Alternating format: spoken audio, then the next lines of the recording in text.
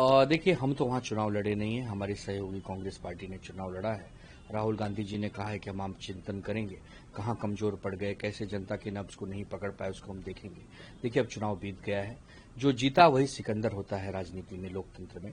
हम सबसे पहले तो एनडीए को बधाई देते हैं कि एनडीए ने इतनी प्रचंड बहुमत की वहां पर विजय प्राप्त की है, और साथ ही साथ अपने सहयोगियों को कि हम कहेंगे, खास करके कांग्रेस को, कि अब आपको बहुत बड़ा एक रिफॉर्म अपने अंदर लाना पड़ेगा। आप इस देश की सबसे पुरानी पार्टी हैं। आप इस देश के आजादी के लिए लड़ाई लड़ चुके हैं। आप निरंतर अगर चुनाव हार रहे हैं तो कहीं न कहीं कमी है। चुनाव बांटने की प्रक्रिया हो और चाहे प्रचार सभाओं की समन्वय हो, हर जगह कहीं न कहीं कांग्रेस पार्टी के सहयोगी और कांग्रेस के बीच में समन्वय की कमी दिखती है। हमने महाराष्ट्र में 2024 के विधानसभा में देखा कि हम बार बार कहते रह गए कि उद्धव ठाकरे जी का चेहरा मुख्यमंत्री जी के लिए घोषित करिए। नाना पटोले जी अध्यक्ष थे, उन्होंने नहीं किया।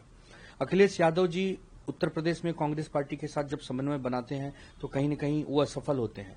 पश्चिम बंगाल में ममता दीदी कोशिश करती है, लेकिन कांग्रेस और टीएमसी साथ नहीं आते। आरजेडी और कांग्रेस का हाल अभी आपने बिहार में देखा है। झारखंड में आपने देखा होगा कि हेमंत सोरेन जी की पार्टी और कांग्रेस के बीच में आते समय समय पर मतभेद निकल कर आते हैं। तमिलनाडु में आपने देखा होगा डीएमके और कांग्रेस के समय समय पर मतभेद आते हैं। तो देखिए, कांग्रेस सबसे बड़ा दल है, बड़ा भाई है, तो बड़े भाई जैसा बर्ताव भी करना पड़ेगा। अपने छोटे सहयोगियों को, जिनके राज्यों में पार्टियां हैं, जो क्षेत्रीय दल है, उनको आपको बड़ा दिल दिखाकर बड़ा बनाना पड़ेगा। बड़े हुए तो क्या हुए, जैसे पेड़ खजूर, पंछी को छाया नहीं फल लगे, तो ये कैसा बड़प्पन है कांग्रेस का। कांग्रेस को बहुत बड़ा रिफॉर्म, आत्मचिंतन करने की आवश्यकता है। राहुल गांधी जी बहुत मेहनत करते हैं, लेकिन राहुल गांधी जी की जो टीम है वो अगर उतनी मेहनत करने लगे तो शायद कांग्रेस का बेड़ा पार हो जाएगा। कांग्रेस की वजह से सहयोगियों को भी नुकसान उठाना पड़ता है। आज आरजेडी की आप हालत देख लीजिए, आप अखिलेश जी की देख लीजिए, हमारे यहाँ महाराष्ट्र में शरद पवार जी की पार्टी और हमारी पार्टी शिवसेना का देख लीजिए।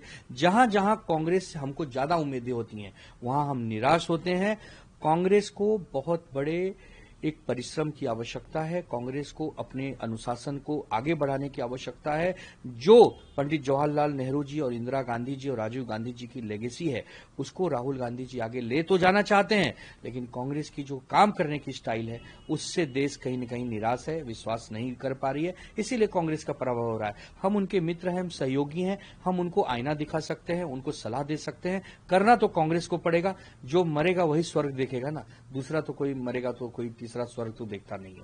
तो आपको स्वयं अपने आप को खपाना पड़ेगा। 24/7 की पॉलिटिक्स करनी पड़ेगी। 365 डेज सेवा करनी पड़ेगी। एयर कंडीशन कमरे में बैठकर और छुलुक छुलुक 2 मिनट के लिए आके राजनीति करके निकल जाना, अब ये देश की जनता ये बर्दाश्त नहीं करेगी। ये प्रशांत किशोर को भी जनता ने समझा दिया है, कांग्रेस को भी समझा दिया है। आने वाले समय में वही टिकेगा जो भारतीय जनता पार्टी को हराने के लिए भारतीय जनता पार्टी से बेहतर बन के रहेगा।